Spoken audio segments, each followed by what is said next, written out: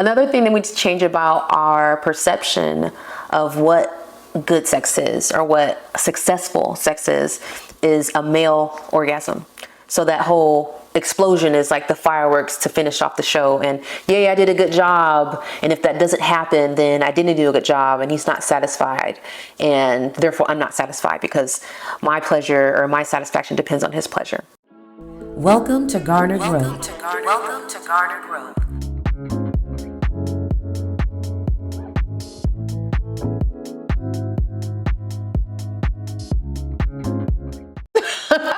Let's run this back. What's up, fam? Welcome to another episode of Garnered Growth. I'm going to talk to you today. We're going to further our conversation around mindful sexuality.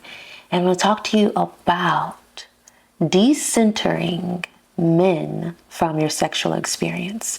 So if you're a man watching this, that includes you, if that's something that you do. And not to say, not to be accusatory, not everybody does this, but there is a win for everybody in decentering men's pleasure from our sexual experiences. So of course, if there's two men involved, discount this, but you know what I'm talking about. So it is a remedy to decades, if not centuries, of male-centered sex and women's sexual repression. So by focusing on the female pleasure, not only is everyone going to expand their horizons as far as knowing how the female body gets aroused, how to ride the waves of female arousal, which are different from male arousal, but also it is supporting our need for sexual liberation as a remedy to centuries, decades of sexual repression, right?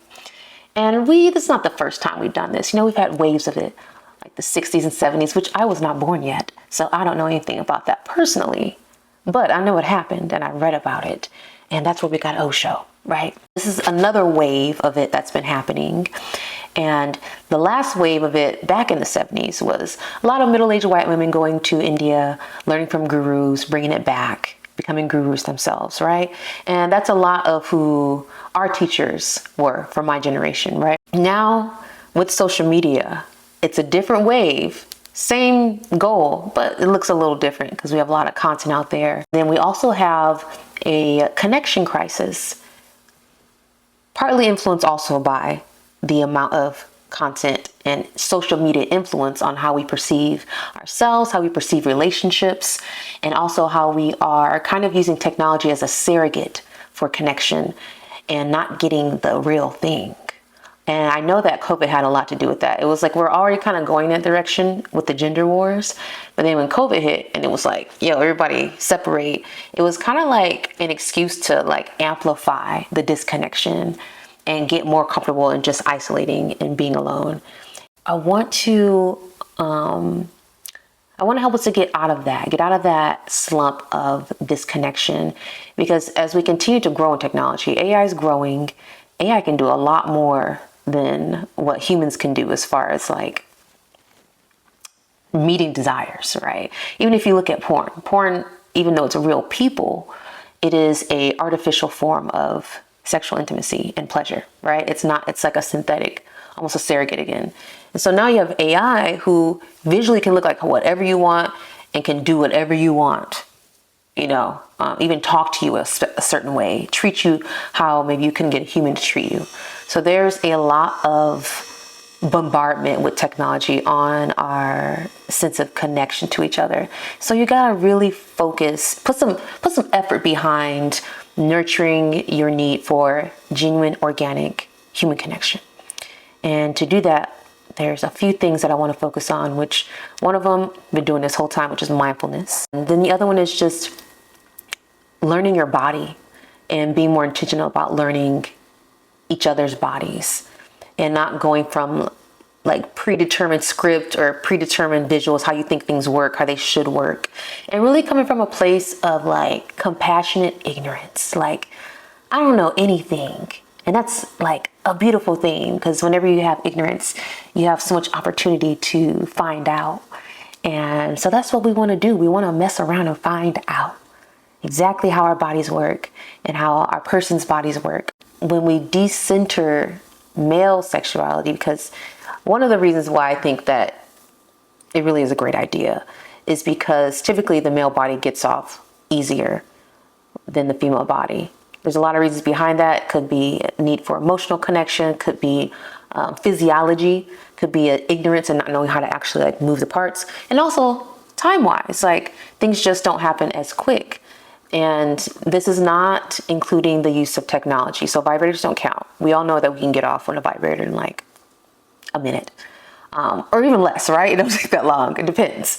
But that doesn't count. I'm not talking about that. What I'm talking about is being with your person, doing all this. I'm like trying to use like censored words, but y'all know I'm not a censored person. So I'm like improvising on the spot. But when like you're doing it, right? That is a common way, not a common way that a lot of women will actually reach climax.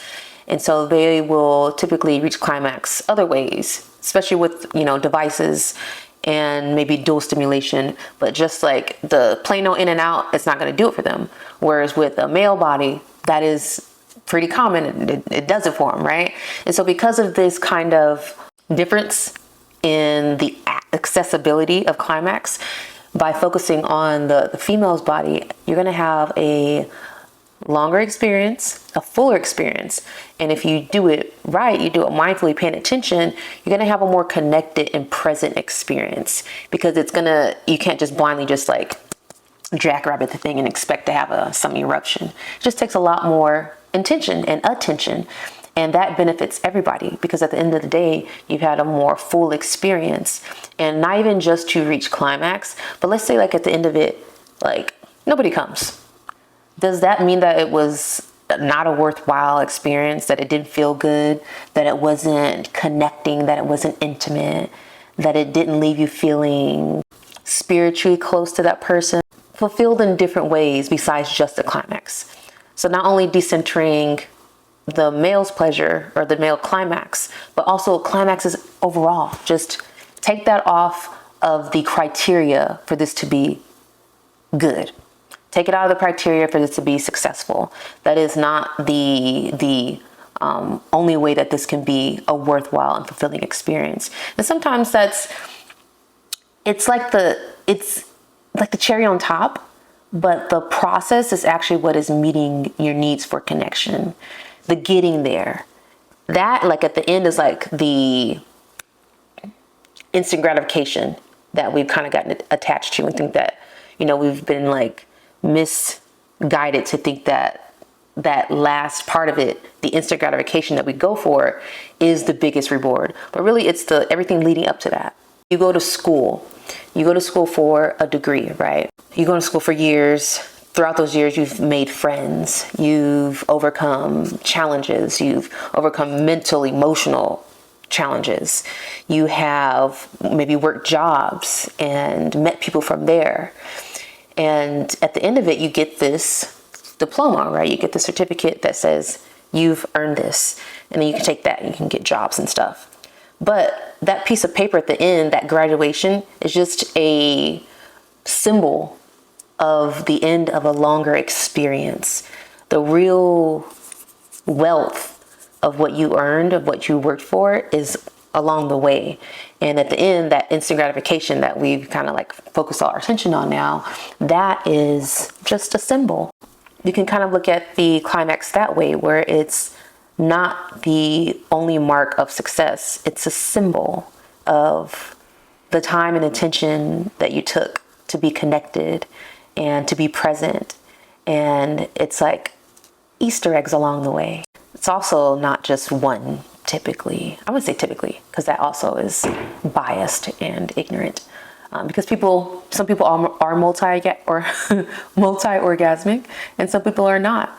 But I believe everybody has the potential to be. But again, I don't want to do what I did before, which is like sell sex, sell these kind of like tricks, sex hacks and tricks. And it's like, oh, if you listen to me, I'm going to teach you how to come in 2 minutes, or I'm going to teach you how to make her like, come over and over. And like, that is not a lie, but it's also misguiding, and it takes people away from what we really are seeking and really what we really want, which is connection and to be fulfilled and to feel close to each other and to also feel confident and sensual in our bodies.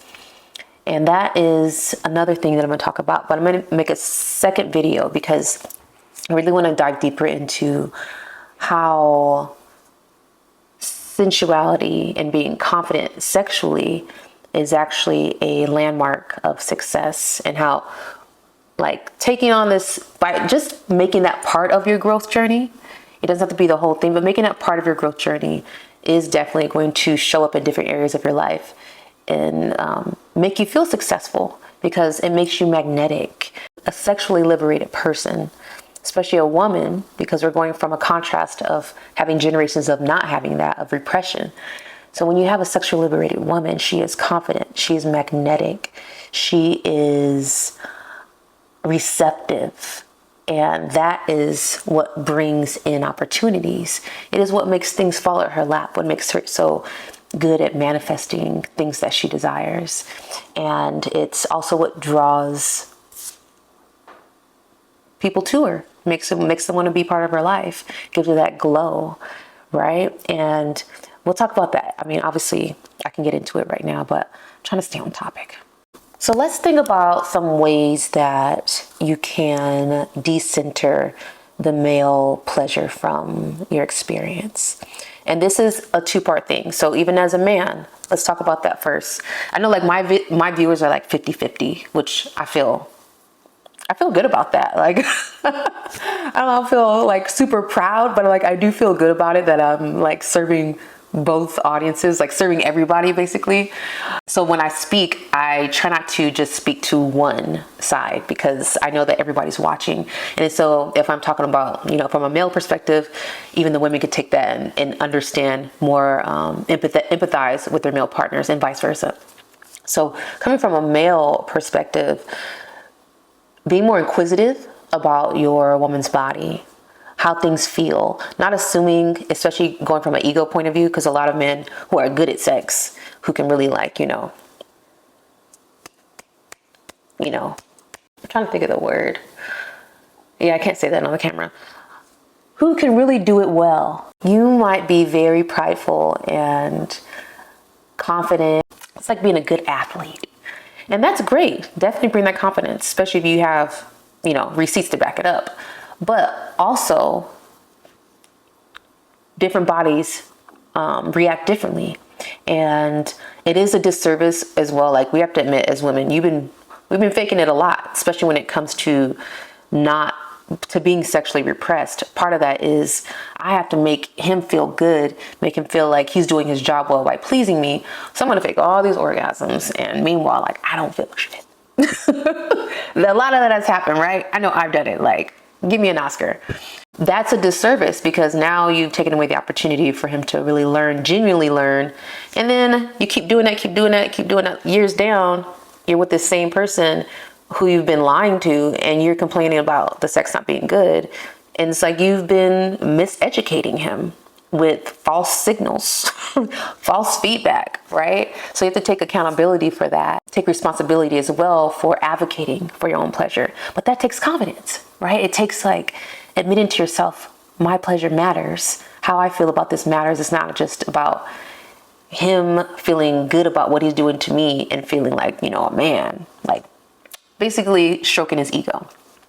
We're not here to stroke egos. We're here to get stroked and to be stroked. All right. That is the real goal. So in order to do that, we have to give like genuine feedback, especially if it's a new person in your life. Really take on that compassionate ignorance. And by compassion, I mean like it's not a bad thing. You're being ignorant out of service to the person that you're with because you really want to know what they're experiencing and you want to learn. You really want to learn. And when you really learn it genuinely and they're being honest with you, then you are nourishing like a really good connection, like a really healthy connection that builds upon itself and can become the best you've ever had, right? Because you're actually learning. And even if that does take, okay, we're going to use toys because like I need more of a jolt. than your fingers could do, because that's what I'm used to. There's nothing wrong with that. But at least be honest about that, right? So that you can have genuine experiences. If you want to wean off of those things, which you can, it's literally just going from more intense stimulation and to more subtle stimulation with just like manual. You can do that. And I made several videos about that. So look through the playlist of its sexual wellness playlist. There's plenty of videos in there about weaning off of your toys, your devices, if you want to. You don't have to, right? Just like I'm gonna say you want to stop using your smartphones and go to flip phone. Probably don't want to at this point. These things are too convenient. So it's just about taking responsibility for what you're experiencing, and also just being honest so that you are building something sustainable. Just like lying, right? We already know, all of us know, if you start off with a lie, let's say like I lie about being super rich, and I'm like showing y'all pictures of me on jets and stuff, and meanwhile I'm like not rich at all. And in order to keep with this image, I'm gonna have to keep working at it. I'm gonna probably be like broke trying to afford things so I can give out this visual of being rich so that you believe me, instead of just being like my normal self, right? So that is, I think I am rich. Can't you tell? But yeah, it's when you start with a lie. Let's say like a woman who is pretending to be very sensitive, and she just like, you can blow on her and she comes. So then she's with this guy and he's like, man, I can just like do anything. And she's just there, you know? And over time, you're keeping up this lie. You're never going to get what you want, because you're going to have to like admit first, hey, I've been faking it. I would rather do that, honestly. I'd rather say I've been faking it, and let's start over. You know, that's an option. It is an option to backpedal from your lies, from any of them, either from the fake O's, from fronting on how much money you got, to, you know, being in an argument and getting caught on the lie and continue to stay on the lie because of your pride. You can backpedal. You can just be like, let's just drop this. Let's reset. There's a reset button in there. It just is going to take a little bit of you letting go of your ego to push it, because it's, you know, it's a little embarrassing to admit that you've been lying. And then also you're going to think, oh, I'm about to hurt his ego. And this could go anyway. You can be like, hey, I've been pretending like you are good at giving, and it sucks. I can feel your teeth. It's too rough. You know, you're squeezing too hard, and I want to reset. Let's start slow. I'm gonna give you some honest feedback. Like, imagine if we did that. Imagine you can do that. And I hope that somebody watching this who's living a lie will drop it, backpedal, and be like, hey, we need to reset because I'm ready to do something real. It could be you struggling to pay the rent and you're pretending like you got it, and you're like, hey, I've been struggling. I need help. Backpedal, you know? I think that's it's very vulnerable and scary, but it's a thing. It's a thing, and it will change your life. It'll change how you do everything. So getting to know your person's body, asking for feedback, asking how things feel. And you don't have to interrupt the experience. I love to do a debriefing afterwards, even if it's like the next day and you're just texting, like, what was your favorite part? What was your least favorite part? Was there anything that you do not want me to ever do again? Those are really like simple questions that you can ask. And if it is awkward to do in person, text it. There's nothing wrong with it. Training wheels to vulnerability. There's nothing wrong with it. It is a lot better to use training wheels to vulnerability than to just not do things. Don't lie in person and on text. But yeah, ask the questions, get feedback, do a debriefing, and figure out some things you want to try next time. And like I talked about in our Dirty Talk video, you can even have a list in your phone of things that you want to try and just make conversation around it when there's this is not even around planning to do it. Like, it's happening right now. It's happening tomorrow. Just being comfortable having conversations about what you desire, what you like, things you want to try, things that you would never try, like That's a no for me. That's too freaky. That's fun too. Like, what's a hard no for you? That is a good question. Ask your person that. Figure out where their hard boundaries are. Even have fun with it. You remember the game we used to play? What was it called? Smash or pass. SZA or Rihanna, like you would just like smash or pass. Will Ferrell or Tom Hanks, smash or pass. And just like those kinds of A and B option things. You can play a game like that. So make it fun.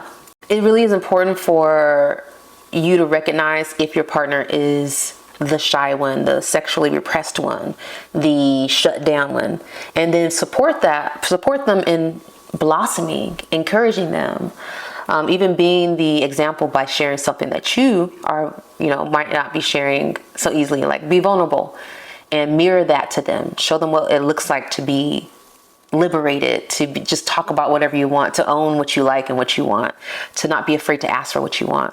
You mirror it, and that really does work. Like, mirroring is actually even more impactful than just talking about it or, asking questions. Mirroring is the best way that we learn, because it's already in action. You're already doing it and you're fine. Like, they're realizing, oh, you're sharing a lot and it's okay with me. Like, okay, I feel closer to you. I feel like I know you. And I want that for me too. So I'm gonna tell you something that I might not have shared before. So it's really a beautiful way to nourish connection and to build upon your relationship, like a trusting bond to where it's like full acceptance. And that's what sexual liberation is. It's full acceptance of who you are. Not so much even about the stuff, the sexual stuff. It's about full acceptance, including that part of you. That's a major part of you. It's your creative energy. It is your part of your expression. It's part of your magnetism and polarity when it comes to dating and finding mates.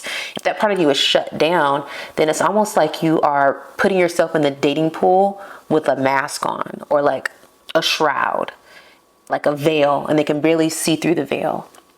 Might be able to still see, like the gist of you, but there's a veil when you are repressed. And so when you take that veil off and you're in full luminosity, you're fully shining, like that is what draws in people who are attracted to real people, the real you, not like the part of you that you're comfortable presenting. And that's what we want, right? Like, we're in a connection crisis. Part of it is that a lot of people are masked and walking around with these veils on. You're not being your full self, and you're also learning games, like cheat codes on social media of how this works, and we're missing out on. We don't really need cheat codes. Like, if we are real with ourselves and comfortable within ourselves, there's a natural flow and connection that happens when you're just comfortable in your space, when you're comfortable in your body. You don't need all these cheat codes. You want your snack? If only you can say hi to the camera. Only if you say hi to the camera. Okay. You can have a little bit. Look at her. Okay, come here. Come get it. Over here. Ooh. Okay, she made her appearance. Another thing that we need to change about our perception of what good sex is, or what successful sex is a male orgasm.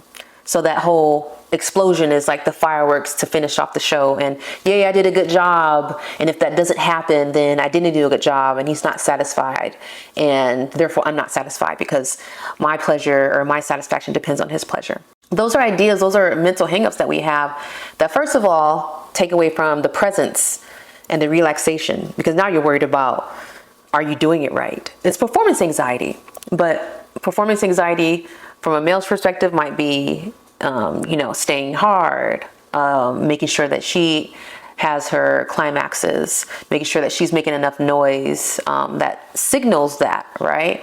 So there's a lot of performance anxiety on both sides. And a lot of women think that if they don't see the eruption, then he didn't have a good time. And she feels like the act is not finished. There's no way that the thing is not complete. Like, there was no eruption. And that's just a idea that we have, that we've been conditioned to think. Because if you took that off the table, if you took that off of, the end goal of this is to get there. And if that doesn't happen, then it's not finished. It's not complete. If we take it, refocus on the quality of the connection, then we can do this for 5 minutes, 10 minutes, an hour. nothing explodes, but we can just like get tired, wear ourselves out from having this really invigorating or this really like connected experience. It can become mentally and emotionally tiring, right? It could be physically tiring where you're like, okay, we've been doing a lot and I'm tired. But just because you stop doesn't mean that it wasn't good. So take that off the table. Like, that's not the end goal. And especially for women, you seeing that eruption, I know that that is typically what we're used to saying. The act is done. It is finished. Where did I get that from? I probably shouldn't have said that. But that's not it. That's it. Plenty of men have amazing, satisfying experiences, go home happy, and they didn't come, right? But you might have, and that makes them feel good. So by decentering that in our heads, because a lot of it is not just their fault. It's kind of like we're all conditioned on this male-centered sex, right? So we all have to work together. We're all part of that deconditioning. And then allowing women the space to just be and learn their bodies and enjoy what's coming to them. Part of it is, a lot of reason why women don't climax is because they're not relaxed enough in their bodies. They're in their head thinking about other things and they're performing. Or there's trauma. Everybody deals with trauma, right? Sexual trauma, like everybody. So a lot of that is the issue too. But if that's the issue, definitely a relaxed nervous system is part of the problem. And you're not going to get a relaxed nervous system by being in your head worried about doing this right or just worried about something. So we talked about in the last video, disassociation from your body. This is a result of that. When you disassociate, you are disconnected. And so you're not present. Your nervous system's not relaxed. So then it is even more like you're almost going against the grain of climax when you're in that mode. By allowing the space, the mental space, to not have to perform, by having attention on you and having somebody really being concerned about your experience, but also without the pressure of like, he has attention on you because he wants you to come. And if you don't come, then he's not going to feel like he did his job. Another performance anxiety, right? So you're performing for performers. Like, these are layered performances and ain't nobody getting genuinely what they really need, which is a genuine connection. And you might be getting like, an ego stroke, I guess, because somebody could lie and be like, oh, yeah, I came 10 times. But longevity wise, that's not really sustainable. And eventually you're going to see the results of that, either directly in your sex or indirectly where other problems start coming up. Other forms of disconnection come up, or it's showing, like the disconnection is showing in other ways in your relationship. Could be communication. So a relaxed nervous system, that's what we're getting back to. That a lot of times is the key to having more climaxes and having more of a satisfying experience, even if you don't climax. It's not back there, I told you. Get on my back, stop. Decentering sex from men does not mean that the male pleasure does not matter, and it doesn't mean that he's not gonna get it. It just means like shifting the focus to her pleasure without pressure. So that's another one, because we do have a lot of people do focus on female pleasure. They want their woman to have pleasure and to climax, but take off the climax part. That's the part that's messing everything up, is this pressure to come. But you can work your way to that. Work your way to that in a genuine way where she will be, because she can. But you have to work with her wherever she's at. You got to work with her. She might be right at the tip of having all these climaxes, but mentally there's a part missing. Emotionally there's a part missing, and it might be because she's not fully relaxed in her body. So this helps. It helps a lot.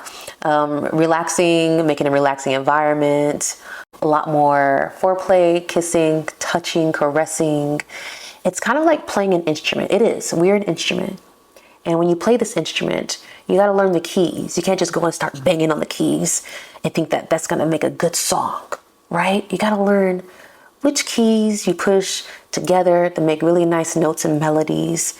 And each instrument's different. And you get to know this instrument by playing different keys, you know, and seeing how it sounds.